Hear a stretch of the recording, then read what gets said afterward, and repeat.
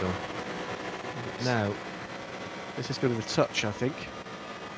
we're coming up out of Brunchen towards Flansgarden. Spin ahead. No, that was It's it the was after the touch, it spin was the spin. ahead. Yeah. Now, do we Sure catch whether there was sight of the contact. number?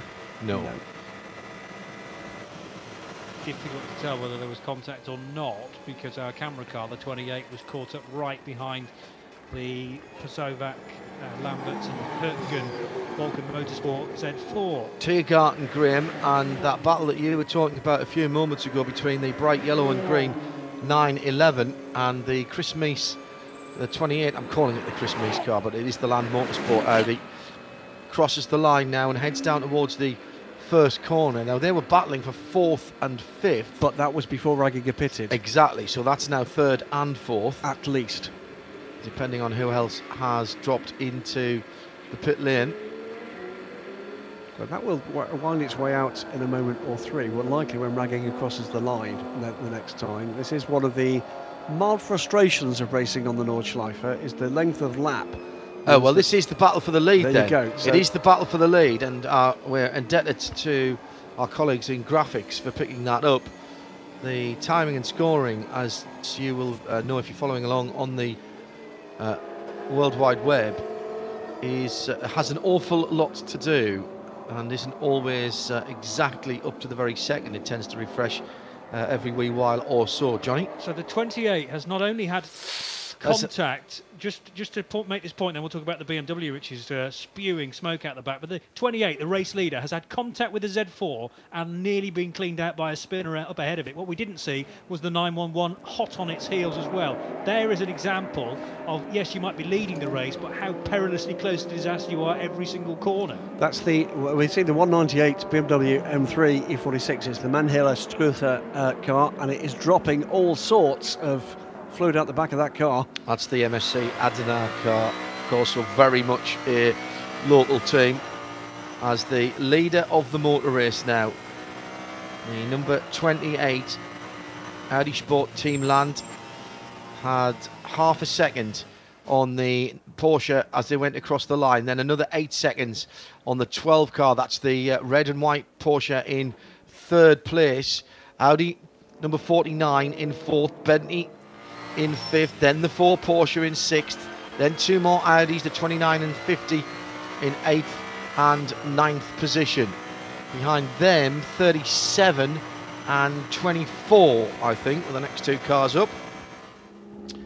So the battle for the lead well and truly on as the cars continue to lap in beautiful sunshine. The 941 Porsche Cayman. Now, these are the 2 drivers who have the nom de cause of Max and Jens, and we never see them without their helmets.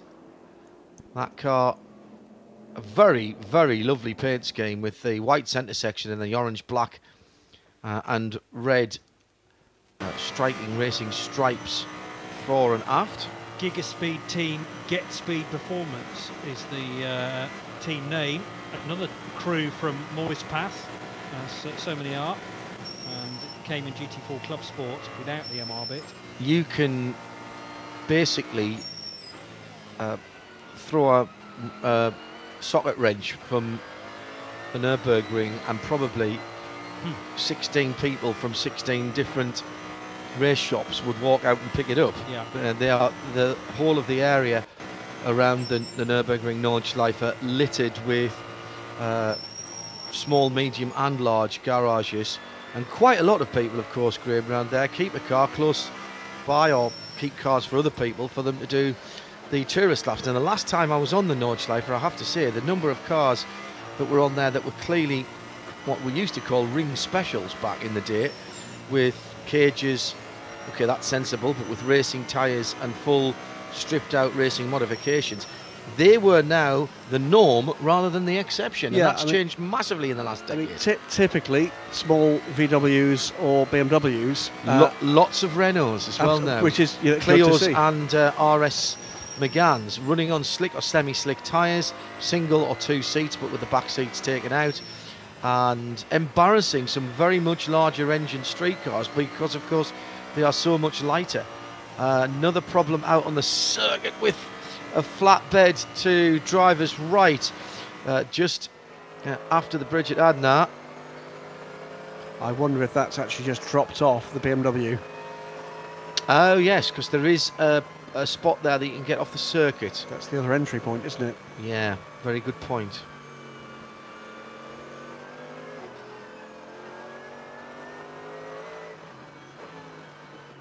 The number 8 Benz now in traffic, passes one of the Aston Martin Test Centre Vantages. Now heading down the hill to that area at the bridge where the flags were out. And as they come off the opposite end of the bridge, there will be flags there. Coming to the bridge now. When are the flags out, or has the flatbed cleared? Across the bridge with the high catch fencing, and it's slippery round there. I wonder if there's been something put down on the circuit. Looks like it was clear. Now that is a Porsche in the pits. So 911 of some description, it's not a GT3 car. They're inserting the banana there. And that wasn't a euphemism, actually. Graham was speaking 77. literally there. It's the 77 car, white, blue and orange. And a spin. Now, this is the Ferrari. The Ferrari's Absolutely. gone around.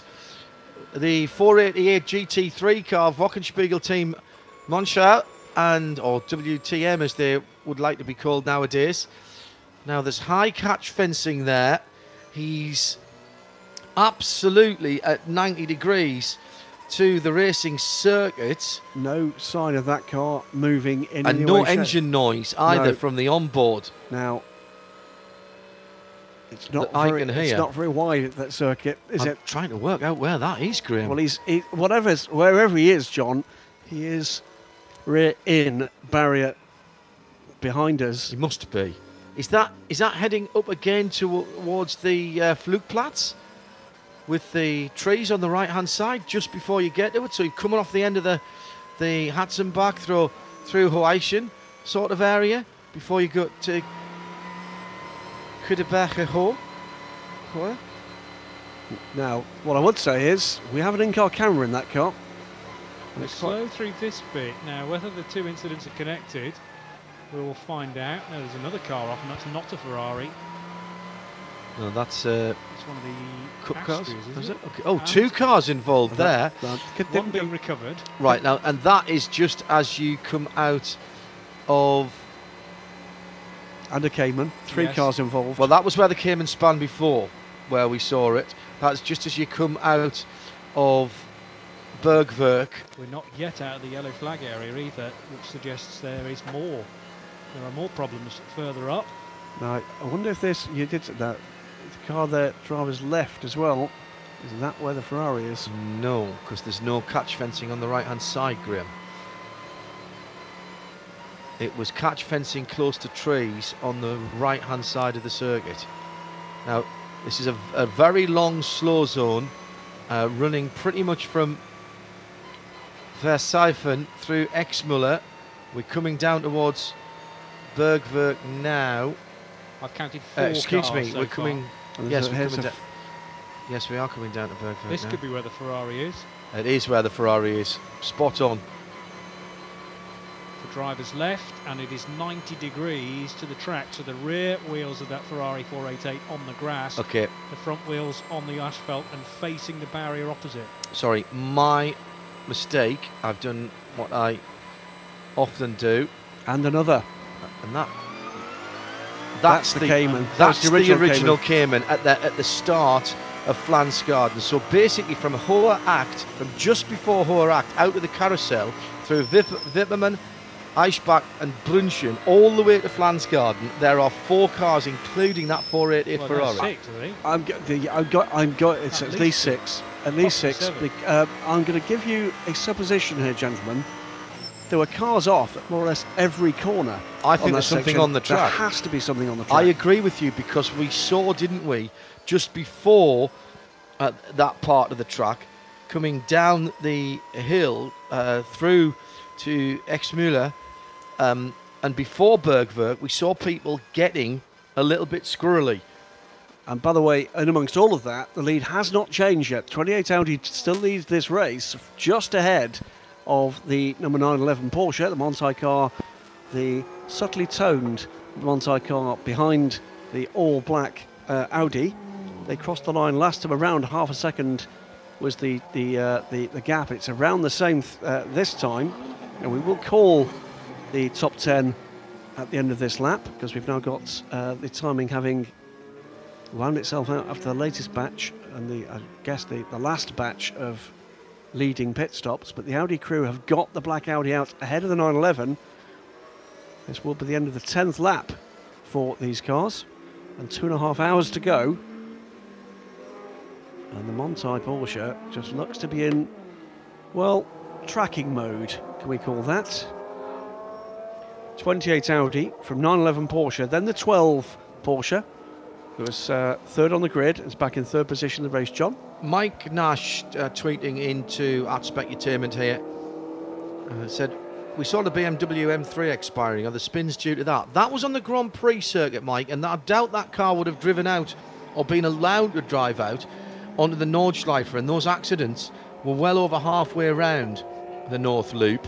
Again, for those of you not au fait with what happens here, if you have a technical problem on the Grand Prix circuit, you are allowed to shortcut and come back into the pits via the rest of the Grand Prix circuit, and you come in the pits effectively the back way.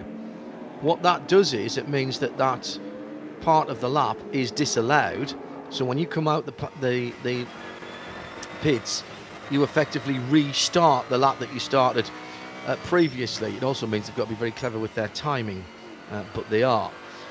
What it does mean is a crippled car doesn't have to limp the whole way around the Nordschleife before it can get attention.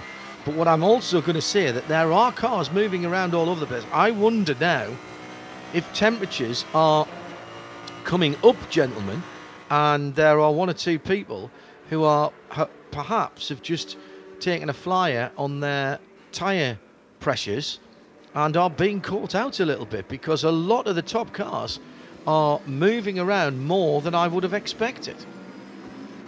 You may well be right, John. It is a black art, isn't it, racing the Nordschleife, and all sorts of things can catch you out. Some of the obvious things we can see, and the one that you just mentioned, yet another. You set up the car for conditions you expect, and all of a sudden you wake up, it's a beautiful spring day, and there's whatever the German is for darn. Let's not forget that this is a circuit that spans a very large geographical area. It's a long track, but it's actually quite spread out as well. It's not as if it's out and back.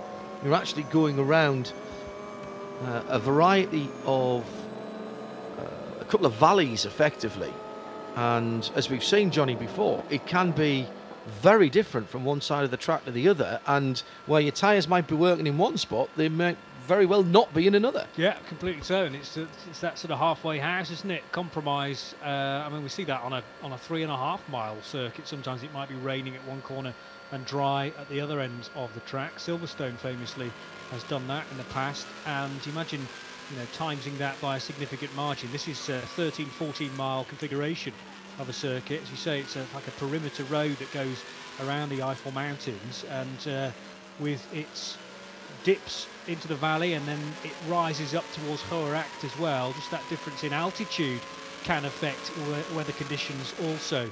Strange that you could get 6 or 7 cars all off in a very similar part of the circuit. We may well get to the bottom of that at the end of the race. This is a battle for position.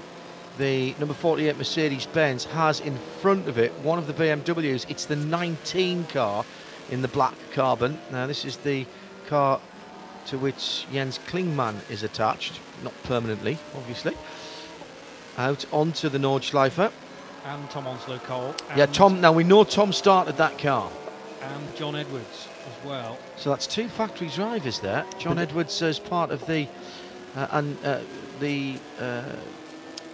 IMSA programme. Yep. And Klingmann driving the a GT Daytona car for Turner Motorsport. Indeed, and to show the depth, by the way, talking about the quality of the drivers in those cars, this is the battle for 22nd position, gentlemen. Well, my point about that, Graham, was that's Tom Onslow Cole sharing with 2 BMW factory drivers. Excellent stuff for Tom. Yes, and Tom, having made the switch to endurance and GT racing relatively recently, has taken to it like the proverbial duck to water, and has become very busy very quickly, and that only happens, gentlemen, when you are good.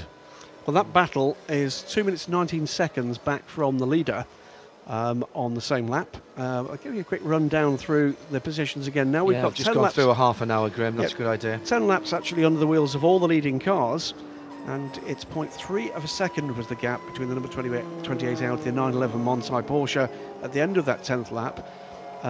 Then behind them, further 10-11 seconds back, is the number 12 Porsche. It's the second of the Montai cars, isn't it, that car? Then it's the first of the Bentleys, 4th position, 40 seconds off the lead, 30 seconds back in third place for the number 38 Team Ad Bentley. Then the 49, that is the WRT car, Marcel Fessler, one of the drivers there, the ex-Audi LMP1 driver now with a full season of GT racing for Audi, 5th position for the 49 car, and right with the Bentley. Then it's the number 4 Raginger car. Now that is the Ferrari being Ferrari is being back. towed. There's no engine noise. There's no engine noise. It's not towing straight, but they've got it pointing in the right direction, so at least it can be recovered. But this is a very difficult recovery just before Flansgarden. Graham, if I may, I'll just tell you what we can tell you about the cars that were involved in those incidents. They included, but this may not be a comprehensive list, the 980 GT, the 980 GT4 Club Sport, the Porsche Cayman S, the 428 car, the Toyota GT86 535, that 22 Ferrari. All of those cars we saw. Now also included in the problems that we've seen out there, the 210 Kroll with the the Kroll family and Eggyman BMW GTR. That's an E46 car, venerable. The Maxim Jens car we saw having issues on the Grand Prix Strecker, that was the 941. And another BMW M3 E46 is the 198 car, as the organisers now saying that they are trying to recover that 22 car, and we've seen visual confirmation of that, but that is not going to be the work of a moment. There is clearly damage to that number 22 Wochenspiegel Ferrari, and it is proving to be somewhat recalcitrant in coming back from the Flansgarden. We're watching in-car pictures, John, on the video stream now of the number 62 car. That's the 26th position overall, 911 GT3 Cup. Leads the SP7 class, and is the leading car that is not either a GT3 car or GT3 equivalent, as in the Glickenhaus. So running very well up, going very well indeed. A car in the pits, very lime green, not a chrome car, I should say. We have mentioned Tracy and Nick. This is 608 car that we saw in trouble early on. 609. Yeah, it spawned, didn't it? First sequence of corners. The Destry Zalewski Porsche. What's the contact? Was there not contact? Well, it was the. If it was contact, it was this side. It was the left rear. Yeah. I have to say, Johnny, that having seen it on in real time and then on the replay, courtesy of our colleagues at TV, I wasn't sure there was contact. It was very close, side by side racing, but I'm not sure there was a touch. Okay. But you know, a couple of pixels either way, it might have been. True. Yeah. It was the high line, wasn't it, around the sort of third element of the Mercedes arena, if you like. That's the bit of the circuit that's not used during the 24-hour weekends, but it is used when, for instance, the Grand Prix comes here, or indeed the big rig trucks race around here as well. I'm reminded by Joshua Barrett, thanks Josh, the 22 Ferrari was running as high as 8th position before its pit stop and then subsequent crash. this time coming through and down the Dottinger now for all the leading cars. That Audi getting away from the Monti Porsche for the moment, at the very least. Just to complete the top 10 before we get to that rerun, 7th position at the moment is the number 29 Audi. Pierre Caffer was listed against that car. We know he got out the car. 24, that's the Nissan, is running 8th position, 47 seconds off the lead. 9th position, the number 5 Audi. That's the Frank Stippler car. And in 10th now, having lost that 9th position on that lap, is the second of the team at Bentley's. It's the number 37 car. And I am reminded by the very excellent Viper Media that Tom Onslow Cole is a BMW factory driver now. So that is excellent news. This from Right Turn Lover. Thank you, Rebecca. He said, weren't you and Graham talking about changes to the rear wings earlier on? Might that be contributing to cars moving around more? And indeed, cars having issues out on the circuit. That's actually a very good point, isn't it? If you've been messing with the aero, this is the place where you actually want as much wing as you can get on a car. And indeed, one or two teams and manufacturers in the past, Graham, have decided to move some of their gentleman drivers into a category above where they would normally race, so that they can get in a car with more downforce, a car that is more stable through the sweepers. Yeah, the other thing, just to remind listeners and viewers, as we look at the number 12 car, step back in. That's a second stop for that car. That car had definitely pitted before.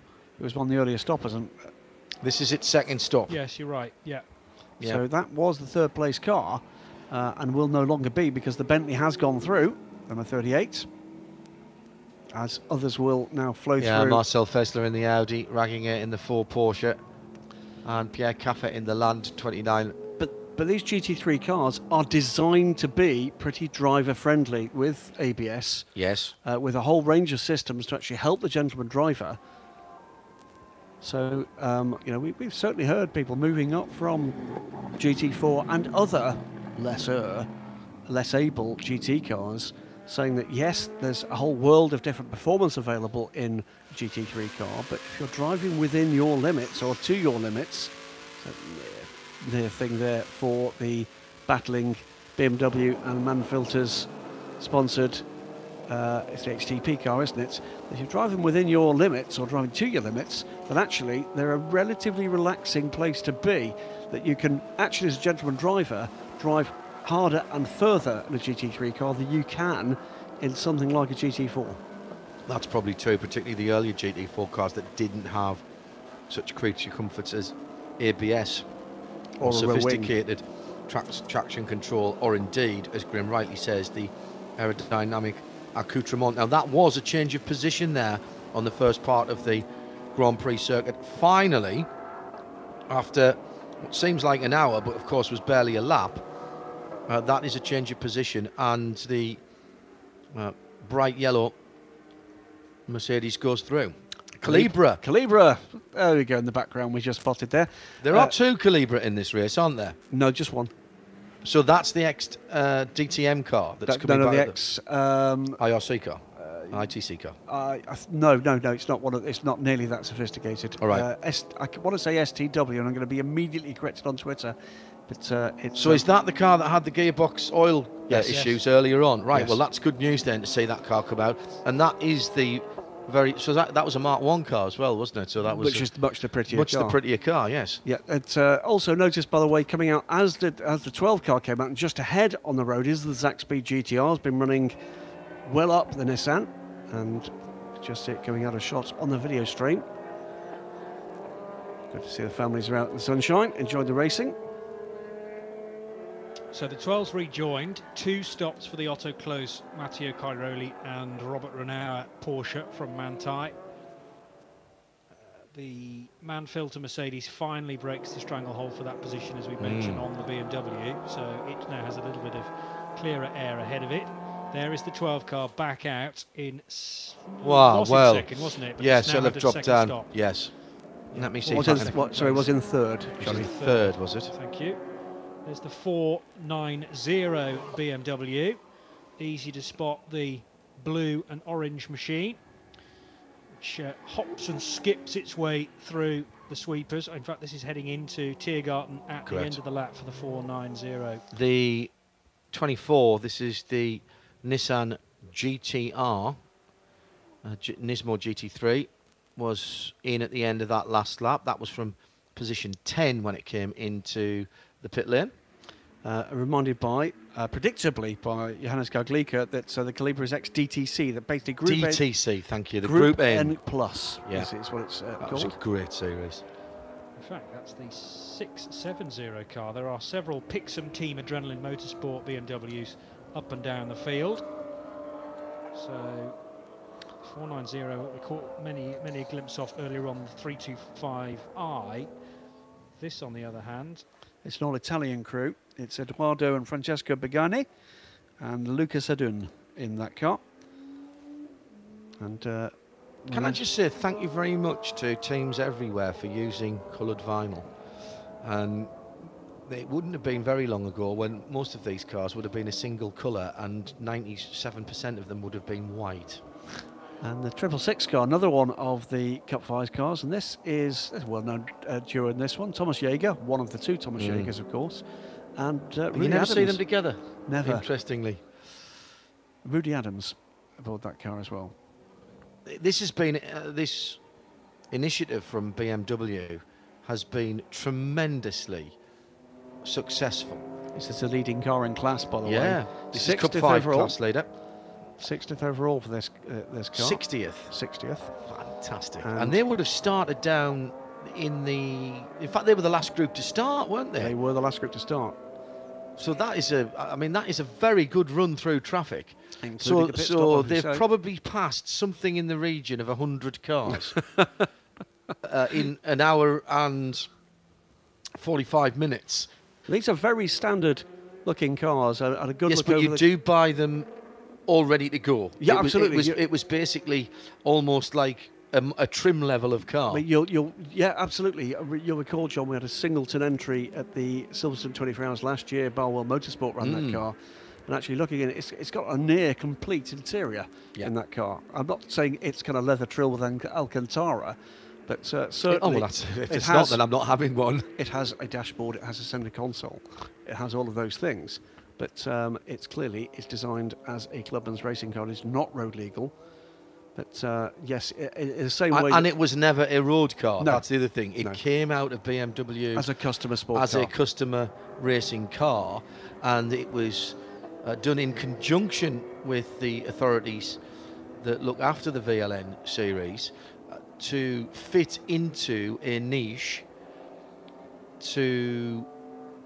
so that they could give it its own class. Absolutely. And so they run in their own class, both here at VLN and in the Nürburgring 24 Hours, which of course you'll also hear live here on Radio Show Limited Networks.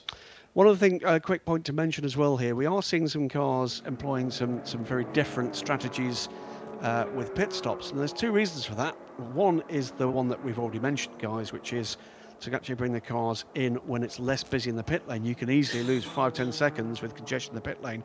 The other one is, remember what we said at the start of the race, there are lots of crews here with drivers getting the required race distance they need to qualify for those ring licenses. Yes. And in those instances, they're perfectly happy to sacrifice a racing position to be in a position they want to be to take part in the bigger races later on in the season. So for very many of the crews, particularly the professional crews that are actually heading towards a ring racing license, they will happily sacrifice potentially even a podium position just in the quest to actually get their professional drivers cleared and through, and with that all valuable license in their hands come the big races later this year.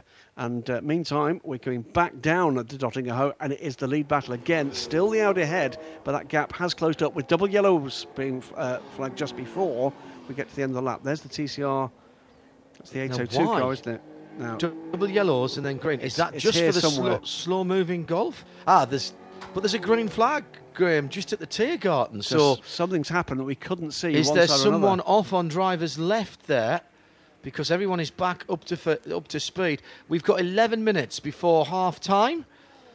in this opening round of the 2017 VLN series. All of the races taking place on the Nürburgring Nordschleife.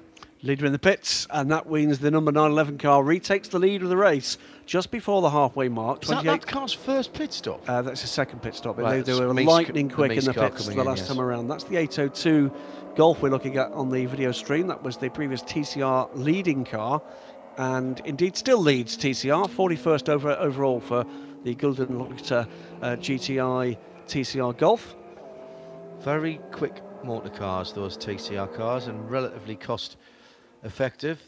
Most of the manufacturers who make them also do an endurance kit for them with either a larger fuel tank or the ability to fit one, as well as things like hydraulic jacks or air jacks rather, and lamp pods, etc. And of course, sprint and endurance trim for these cars. And in terms of the cost of these things, they are, you know, pretty beefy touring car racers, but compare these to, for instance, the World Touring Car Championship cars. It's less than a quarter the cost of a World Touring car. Really? Absolutely. I think the Citroens, it's something like 450,000 euros for those cars. Seat will do your TCR car for 90,000 euros. On the button, ready to go. Absolutely. Side to side here. Oh, and that is a battle for position. BMW versus Mercedes-Benz heading. And you're right, Graham, there is a yellow flag. But I can't see double yellows, so just under the bridge. Oh, and passing under the yellow there. Passing under the yellow, that was the 8 car, and he'll have to give that back. It's driver's right. It's a smaller hatchback. That is the Mark II Astra that's got that. That's been there for a while. It's got that very weird colour scheme where it's white on the back of one side and black on the other. But you know what? With the Manta, with the Calibra, and with the Mark II Astra, it's like the GM Heritage Collection is out Pit lane for the number 8 car, coming in out of a top, well, maybe just outside the top 10 by the time it came. I think. Yeah. So that was the number 8 Haribo car of Uwe Altzen, and who else have we got in that car? It looked like it was overtaking the 46 possibly. It's Lance David Arnold and Renger van der Zande joining Uwe Altzen, and possibly pulling an overtake on Blomqvist, Tom Check, Jesse Krohn and Antonio Felix da Costa in the other Schnitzer Motorsport BMW. Away goes the 28. Now, yeah. Let me quickly catch up with a few cars who've had problems. The Audi RS3 TCR car, this is the 803 car. That had a problem in the Hatzenbach. Also at the same part of the circuit, the number 970 Porsche Cayman GT4 Club Sport. And that, I think, brings you up to date. Oh, the 690. Now that is the Henrici BMW, the 690, the 235 Racing Cup car. Now that had a technical problem in the vicinity of the ice curve.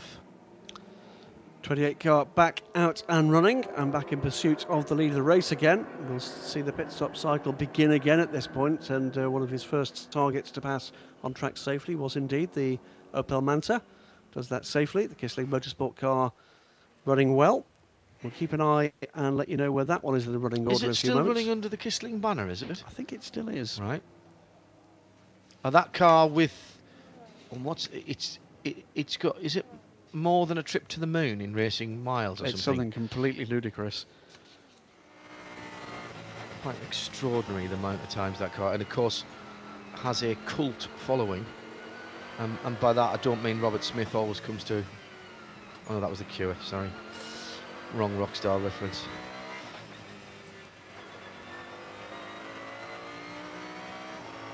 Hatzenbach has intervention vehicles on it, flatbed there on driver's right in the first part of the Hatzenbach. No issues for the 28 Land Motorsport Audi coming through to the end of that part of the circuit, this serpentine early part of the Nürburgring Nordschleife is he. And we're into another slow area, and immediately the engine note drops from the 28 car as he's heading down to Hocheichen.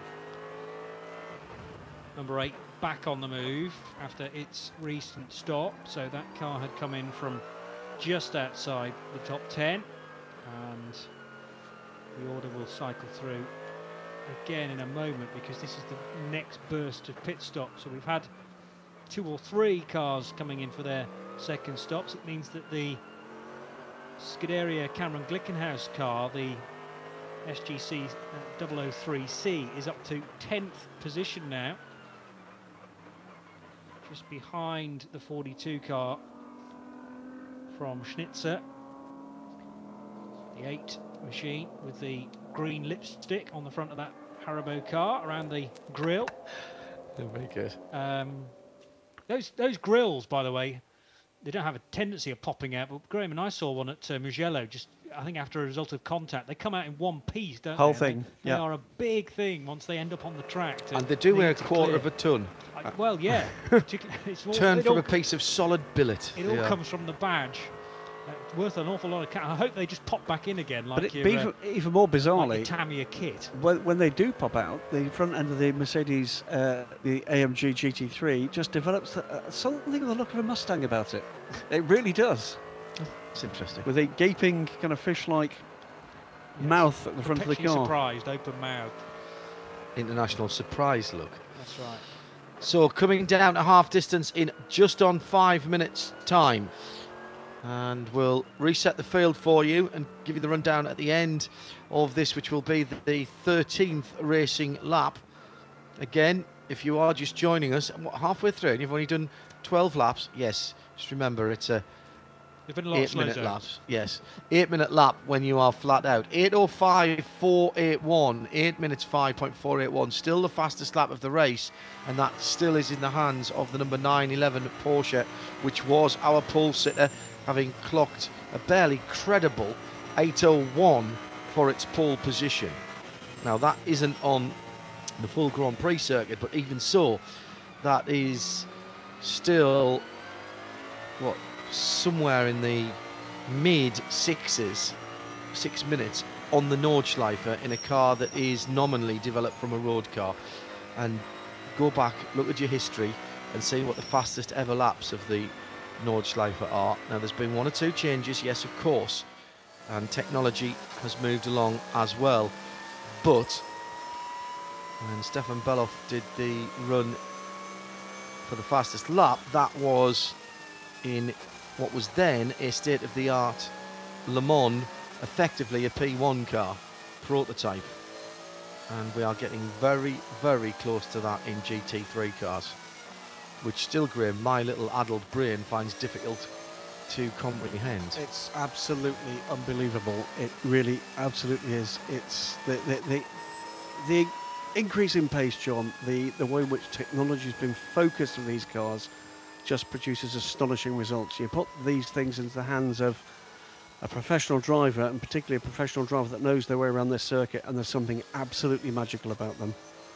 Forget that I said this earlier on and pretend I'm saying this for the first time. You know that Kistling Motorsport Manta, that has got a bit of a cult following, and I don't mean Ian Asprey comes to watch it every time, I mean it has its own cult. Thank you very much, Miggins Motorsport. That was the rock star I was looking for. Is leading his class. Oh, is it? Excellent. Yes, is leading its class. Give me a chance to say that. Thank you, Graham, for digging me out of that, and to Miggins. It's at the moment running 147th, leading class H2. Is the Manta. That's extraordinary, isn't it? The SP7 leader is still the 62 car, one of our many onboard cameras on the live stream, and 62 up to 26th overall. Caught a long glimpse of that car just a moment or 2 ago. And confirmation, by the way, it was the Opel Astra GSI, the Mark II car, that had the technical issue in the vicinity of the Tiergarten, and that's the 622 car. That was some 3 or 4 minutes ago. Here's the rundown. I'll get Graham to give you a rundown in a minute or so of the top positions. Here's a couple of class positions for you.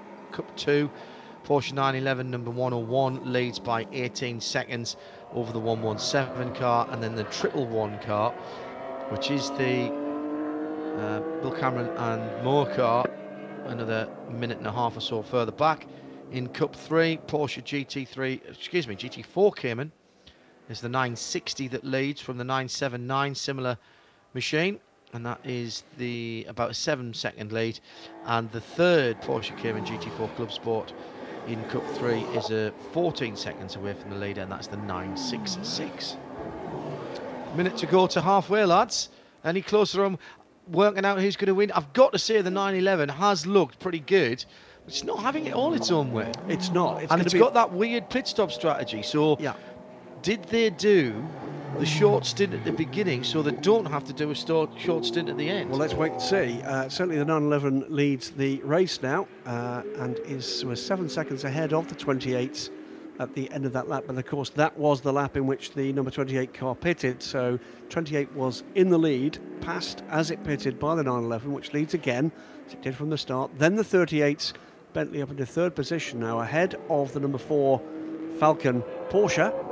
The 49 Audi in fifth, 37 BMW, I apologise profusely, Bentley is up to sixth beating position. him with the flying B, anyone from Crew or from Malcolm Wilson. So both Bentleys up into the top 6, and actually that will be the top 5 at the moment with that recent stop for the number 28. So both Bentleys in the top 5 just now, but clearly need to stop.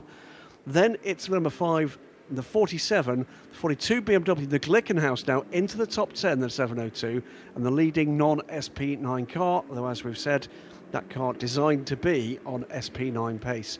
Beyond that, of the other leading class cars, it's the 62 Porsche GT3 Cup we talked about a little earlier, is 26th position and leading SP7, and H4 leader, the 588 car, is just outside the top 30, 31st position for them, and then that's the 101 car, just one position back, leading Cup 2, are the leading class contenders. I did say that the Stride Check car is in second in Cup 1, and there were only half a second between that 344 leading and the 355. That's the family Stride Check outing this Saturday for the first round of the VLN for 2017 Radio Show Limited with Johnny Palmer, Graham Goodwin and me, John Hindhaugh,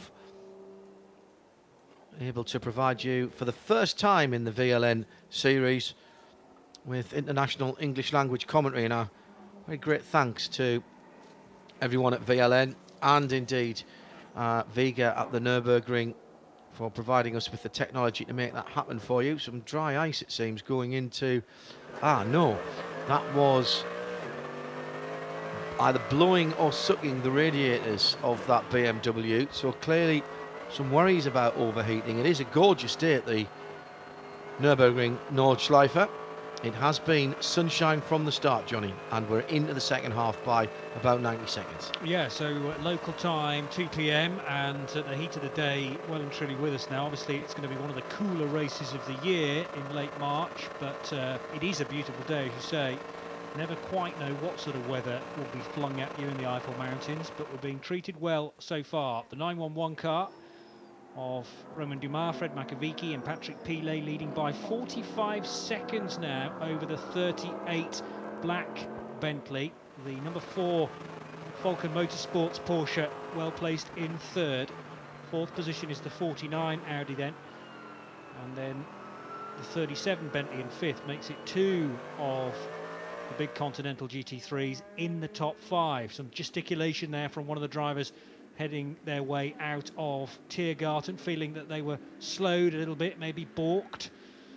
And of course, several more glimpses of the Bilstein livery. It doesn't have a great deal of yellow on it this year, so I think we're quite right that we were trying to spot the Bilstein car earlier on. And we picked the correct car. But what of the 28 machine? In the pits. Yes, it has been. In the pits. Back out again, though, isn't it? Yeah. Yes, he left the pits. Slipped to 15th. Yes. Slipped to 15th. That's about right, though. That's about right.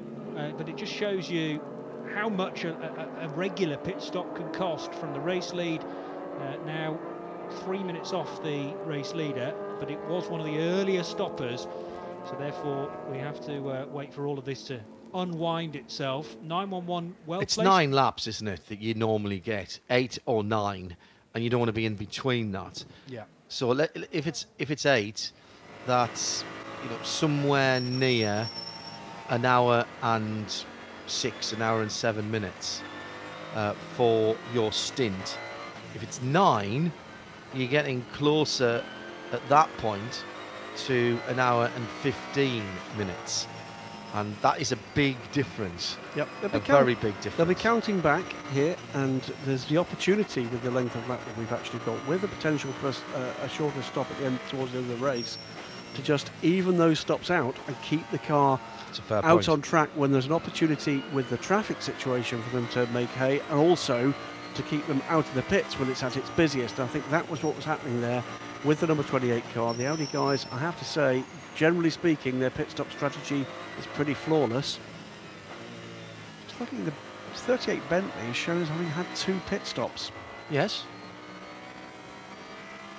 Just pitted now? Yes. Fine, in which case we'll drop back. Let me tell you. In second position, but it will feed back much. Let me just check that for you. I shall tell you. While you're doing that, there's a question on Twitter from Adam.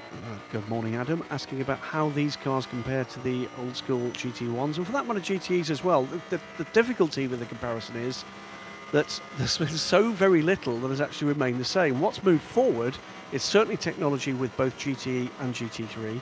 Tyre technology has taken a leap forward. Massively. And what we saw, John and I saw the last time that the FIWC visited Interlagos, is the other thing that's changed that we often don't talk about, as we see the Valkenhaus BMW take almost completely to the grass there, is track surface technology. Yes.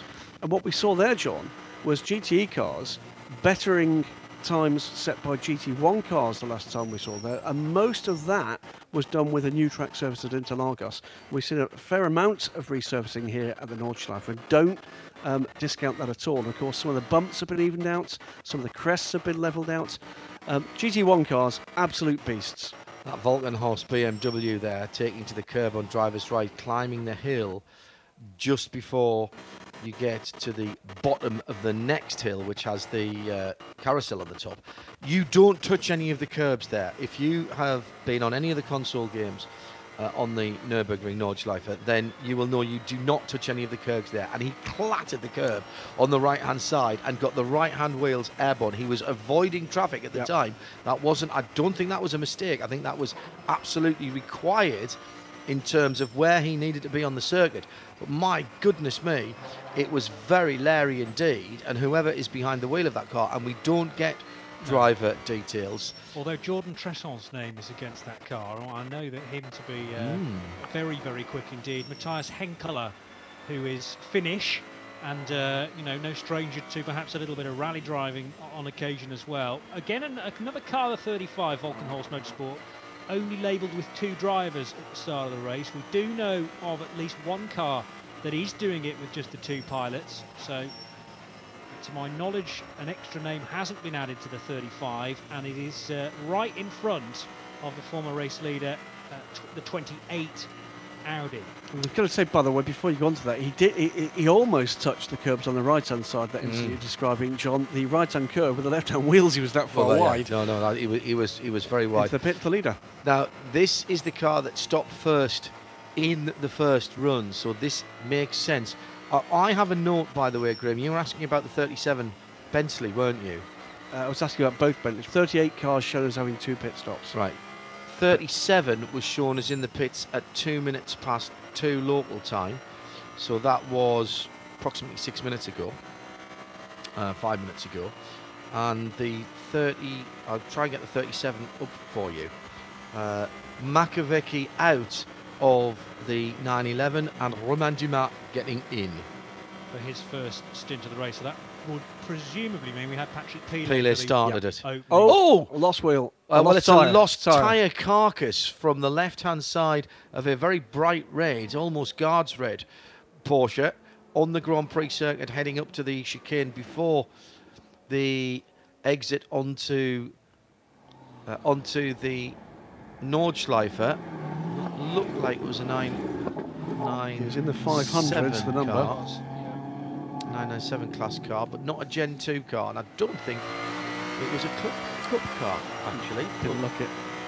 I stand to be corrected. It may have been 529. I thought it was 528, but we don't have a 528, so it could be 529. scrabble my way through the entry list. Johnny has the youngest eyes of all of us. They have to keep us in a darkened room to keep our excitement level down, you see, so it's difficult to read things on a sheet.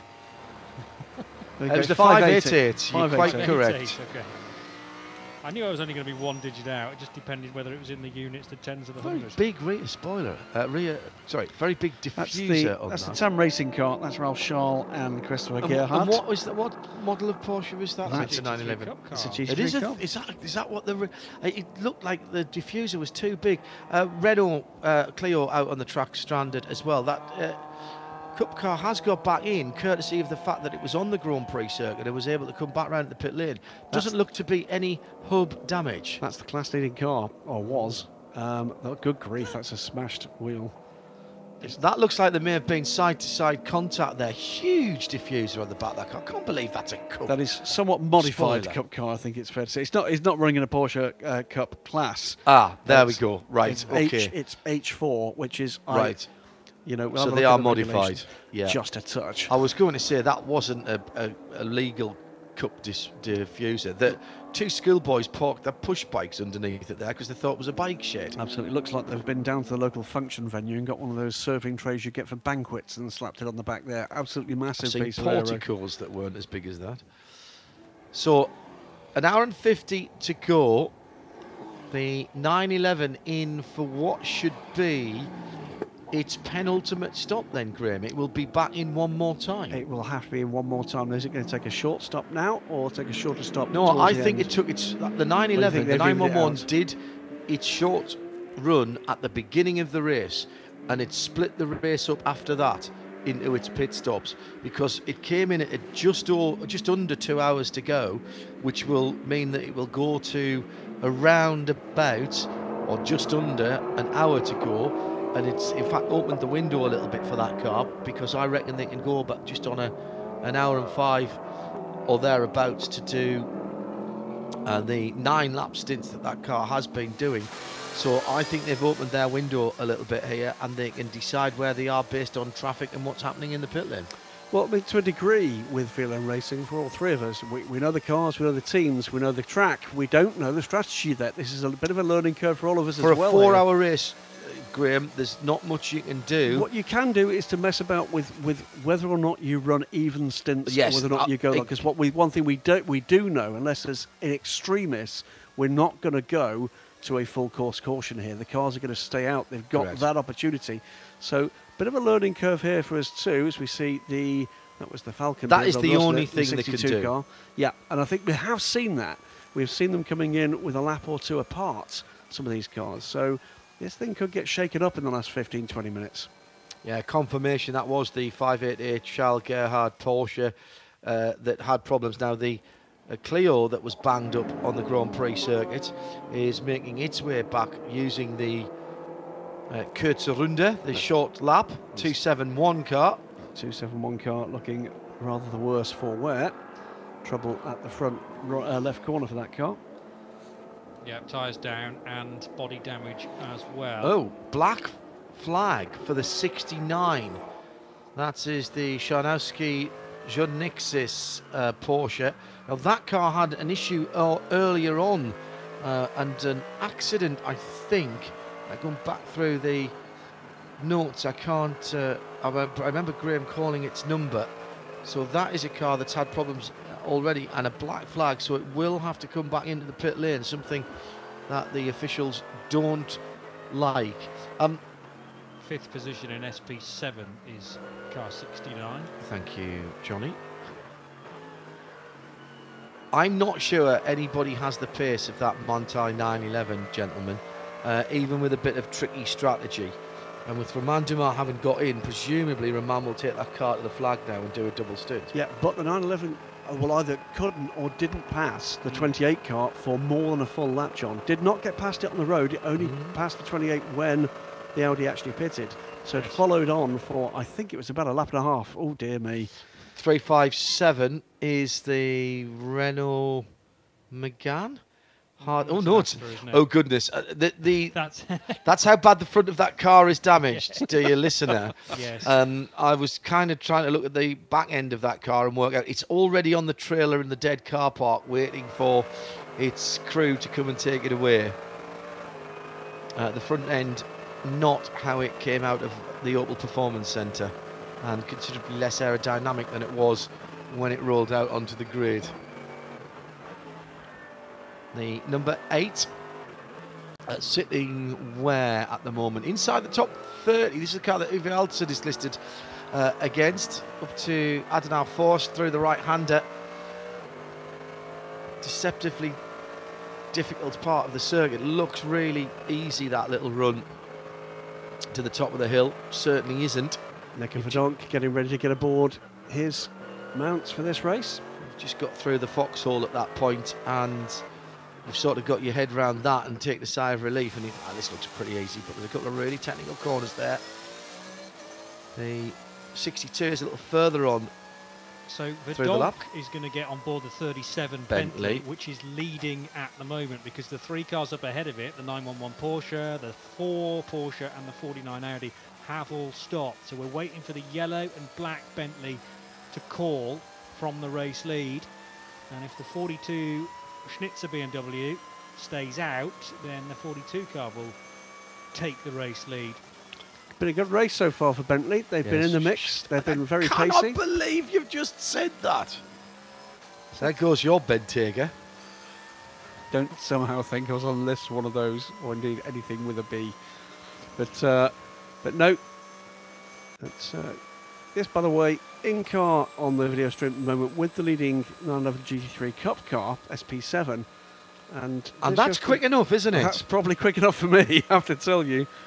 I have said for many years that if I had the wherewithal, a 911 Cup car, probably an iteration or 2 back, would be the weapon of choice for long distance racing. Well, it gives you a little bit of a mind warping factor with thanks to my colleague Stephen Kilby. That car's, we've just been aboard that number 62 car. Its fastest lap is an 8 minutes and 39.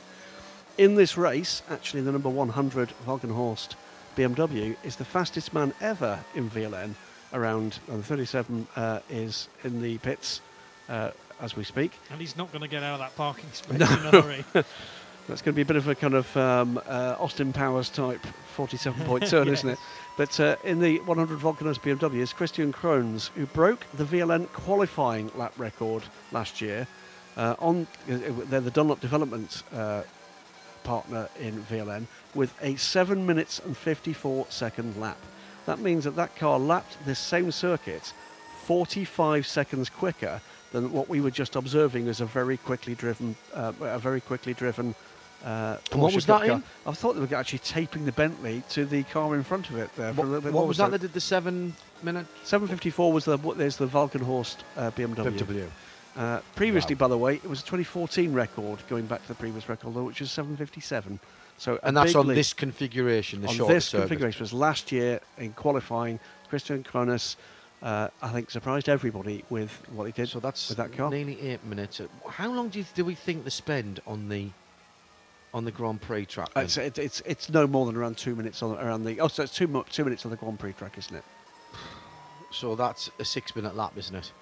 Of the Nordschleife. It's something around that. It's no more than a mid-6. I will be immediately corrected by a million people on. It's no more than a mid-6, though, is it? No. It's, that's it's there and thereabouts, Group C type pace. Astonishing. Sorry, I'm just wiping what remains of my brain that's just dribbled out of my right ear. It just doesn't bear thinking about. The very beautifully finished Bentley GT3, the number 37 car, is in the pit lane, as Graham mentioned, and this with the still fueling dip dye paintwork at the rear end, with the darker colour on there, with the faded paintwork, very beautifully turned out and ready to go. It's had a new set of Yokohamas. Do like seeing Bentleys in something other than the corporate livery, actually. Yeah, no, it's good. They suit these liveries really well. The 42 BMW from Schnitzer did stay out, by the way, as did the 48 car. So that's your first and second now 42 from 48. The Glickenhaus car, 702, made its second pit stop at the end of lap 15. 37 is underway. You can see the Glickenhaus in the pit stall behind, having pitted from third position, the Glickenhaus, and the BMW launched like a Saturn V. So the 48 car is, of course, the Manfilter Mercedes AMG, which is now up to second position.